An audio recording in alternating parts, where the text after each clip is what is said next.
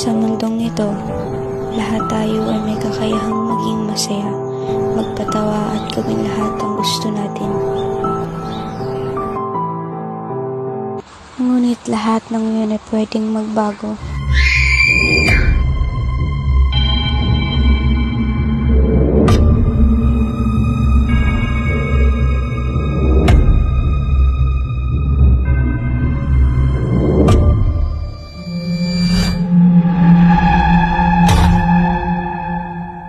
May nagambalang hindi kayo patatahimikin. Eh di ba yung may tabo sa inyo ah?